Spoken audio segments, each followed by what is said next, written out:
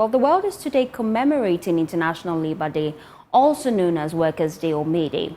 It is a time dedicated to acknowledging the invaluable contributions and unwavering dedication of workers across sectors. Well, this day not only celebrates the triumph and advancements made by the labour movement, but also serves as a platform to advocate for fair treatment and labour rights. Well, the Civil Local Government Association of Ghana is unhappy with what they describe as the attempt by government to replace some of their members with political appointees. Here's Executive Secretary of the Association, Isaac Bampuado.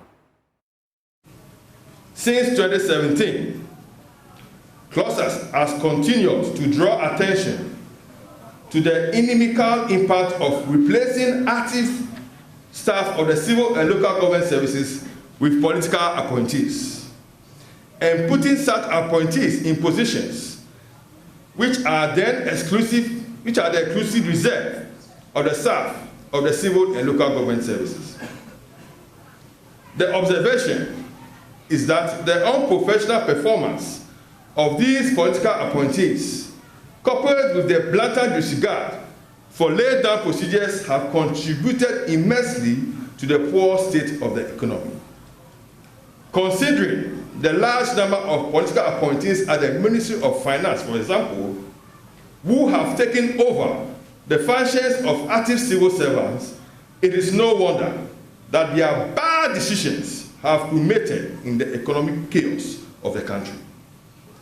There are also instances of party activists interfering in the work of the staff of the civil and local government service.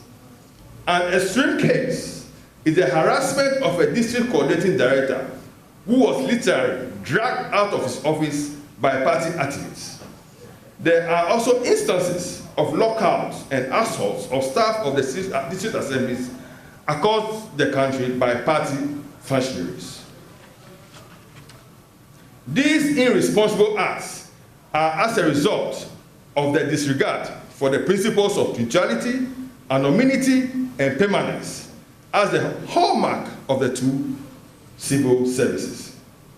Unfortunately, the adherence to the principle of neutrality in the civil service and local government service has been viewed as a one-sided phenomenon instead of being two-sided. While the worker should be neutral and should not show any form of discrimination, partisanship, or bias in his work, the employer government is equally expected not to appoint political elements into the system. Where a person is politically colored, the perception of neutrality is weakened and public trust wanes. Eventually, democracy suffers.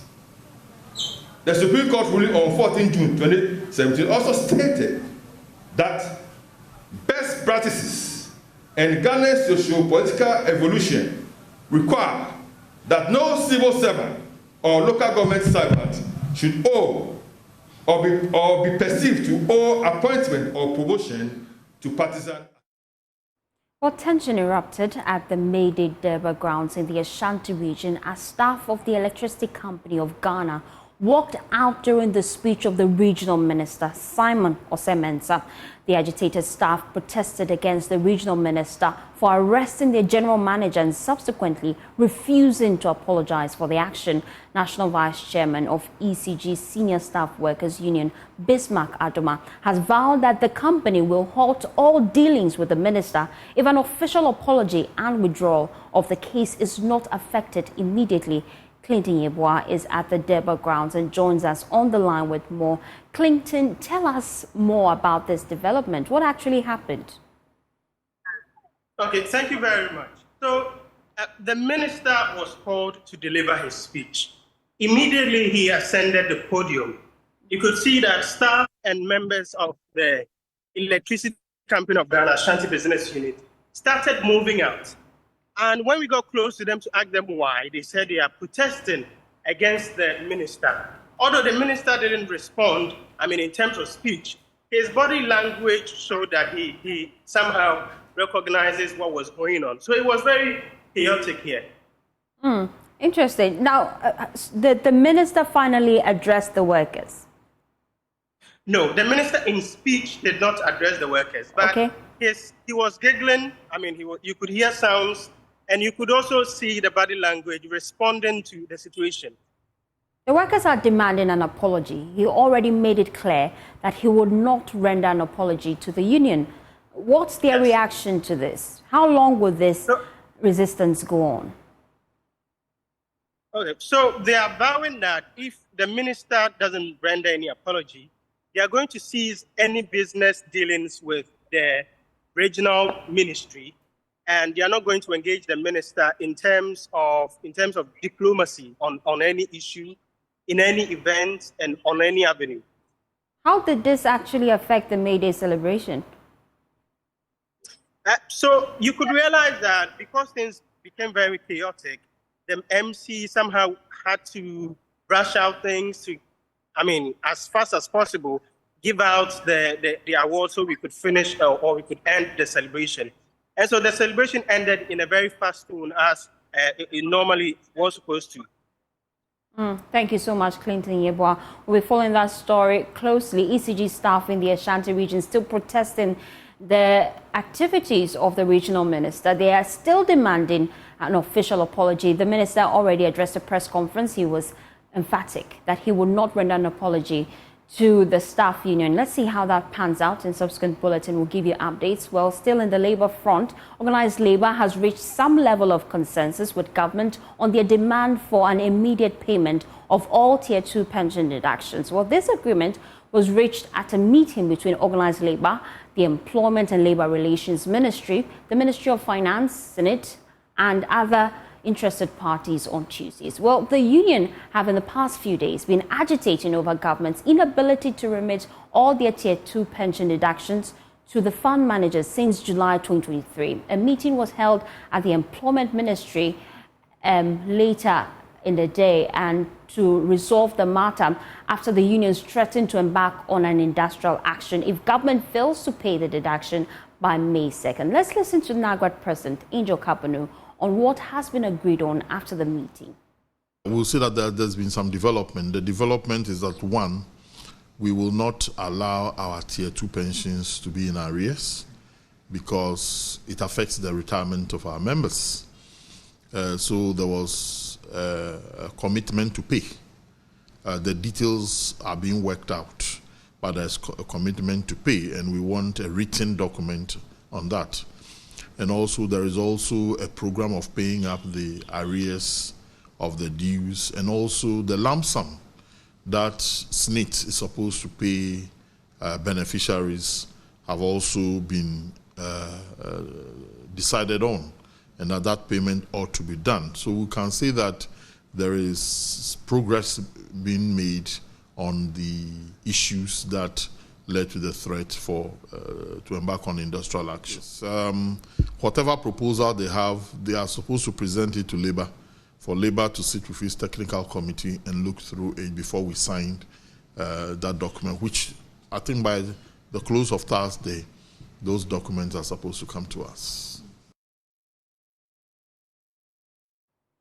Now let's take you live to the Independence Square, where President Akufo-Addo is currently awarding Best Workers for the year.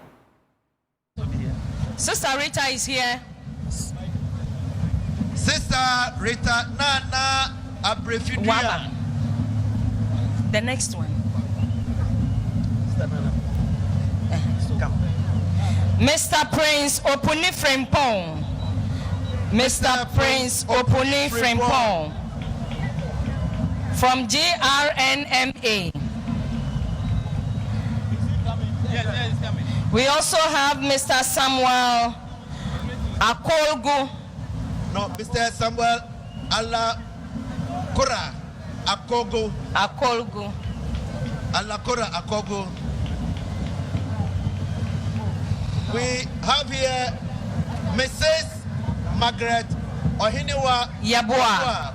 Past National Treasurer. Mrs. Margaret Ohiniwa Yeboah. Award winners, please get closer to us and pay attention. Doctor, the next on the list, Dr. David Tenkrai Chum. Dr. David Tenkran Chum.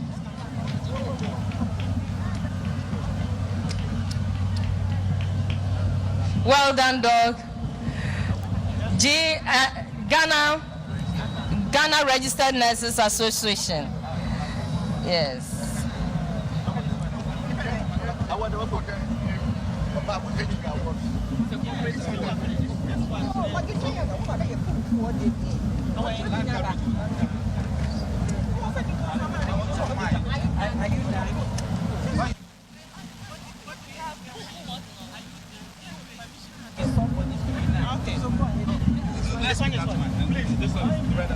The last award. It's not last. Emmanuel Edukumi. Adokumi. Brother Emmanuel Adokumi. Brother Emmanuel Adokumi. From the General Transport, Petroleum and Chemical Workers Union of TUC. And we announced. That's all. The award continues. There are a few more to be done. So bring the awards. Where the citation?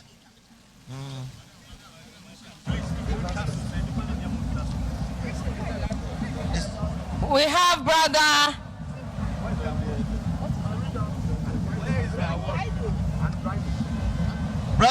Andrino Kwesi Joben. No, this one. Brother Andrino. And then brother Adam Yarusa.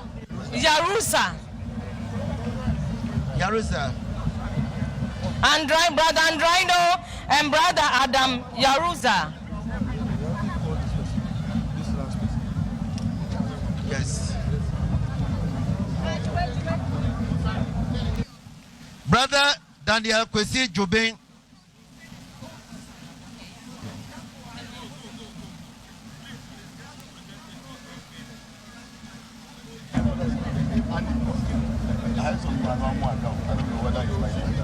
Brother Michael Amujesi.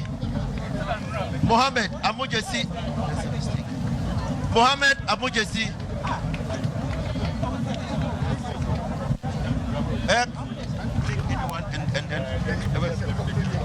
Okay, so this one is the last one. From where? I realize that they made this one. Yes. Brother Michael Amujesi. Yes. Brother Michael Amujesi.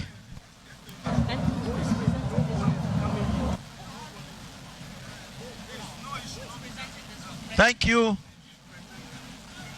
I trust we have come to the end of the awards. That's what I'm asking. President Akufo-Addo there awarding some workers as we celebrate May Day. Well, the former President John Dramani Mahama has commended Ghanaian workers for their dedication and commitment to national development. In his May Day message to workers, the NDC flag bearer said that their dedication to maintaining fair and peaceful election is not only a duty, but a shared responsibility essential for our nation's stability and prosperity. He, however, expressed regrets that today's Workers' Day celebration is tempered by the country's severe challenges because of poor governance, incompetent economic management, and mismanagement of institutions, institutionalized corruption under the current administration. He also said that the forthcoming elections, which is on December 7, offers citizens a pivotal opportunity to alter the current trajectory and set a new course. The former president is also confident that a central element of his vision for Ghana's recovery is the implementation of a 24-hour economy, which is designed to generate sustainable, decent job opportunities and promote growth and prosperity for everyone. He believes that adopting a 24-hour economy model will diversify our economy and empower our workforce.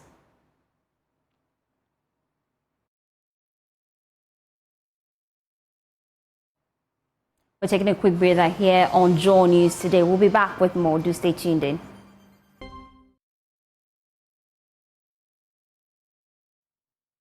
Hi, good afternoon. Welcome to the business segment on Joy News today with me, Pius Kojobaka. The Chief Executive Officer of the Ghana Investment Promotion Center, Yofi Grant, says the imposition of the capital requirement for foreign investors has not achieved its desired purpose. According to him, it has become a barrier to many investors, causing the nation to lose foreign direct investments needed to improve the country's tax to GDP ratio. He spoke to Joy Business on the sidelines of the Economic Councillors Dialogue here in Accra. The 2024 edition of the Ghana Investment Promotions Economic Counselor Series was on the theme Navigating the Changing Landscape of International Agreements. Speaking on the sidelines of the event, the CEO of GIPC, Yofi Grant, emphasized the need to prioritize national interest in bilateral negotiations. Almost all our competitors in Africa have removed such barriers. And it's only a few countries globally that have those barriers. The important thing is to make sure there's mutuality in the investment. And if you take, for example, that our economy is about 85% SMEs, and yet you require a minimum capital requirement for a foreigner to come in, it almost precludes our small SMEs from getting investors because they are small. And if you do a joint venture and you are required to bring in 200,000, and there's a joint venture which is 50-50 between the Ghanaian and the foreigner, it means the Ghanaian has to bring $200,000. How many people can do that? So it also brings a certain limitation. What we've seen from global practices everywhere is that when these limits have been removed, it's created a pathway for partnerships to happen, not only at the top level, but at the bottom level, which is what we really want, that we see investors partner with our SMEs and SMIs and enable them to grow. The Minister of Foreign Affairs and Regional Integration, Shirley Ayoko-Botry, highlighted the effort made by the government to improve the ease of doing business. Ghana has put in place measures to ease burdens with regards to doing business in Ghana through the provision of an enabling environment for the successful operation of investors through the digitalization of the Ghanaian economy, through initiatives such as e-business registration system, a paperless port clearance system, a digital addressing system, a mobile money interoperability system, and a national identity card system, among others. These initiatives by far have assisted to lower the cost of doing business and have made it easier for firms to communicate with their customers, especially in a technology-driven era. That's it for business for now. I am Pius Kojobaka. I'll be back at 1 p.m. with the marketplace. That's how we wrap up Joy News today. For more news, please log on to myjoyonline.com. Top stories there. Do something about Dumsor now. TUC tells Akufo-Addo at MayDay event. And the president addressed that. He said that his government is ensuring that the era of Dumsor do not resurface during his government. Well, that's it for Joy News today. My name is Faustina Safo. Have a pleasant day as you enjoy the rest of our program.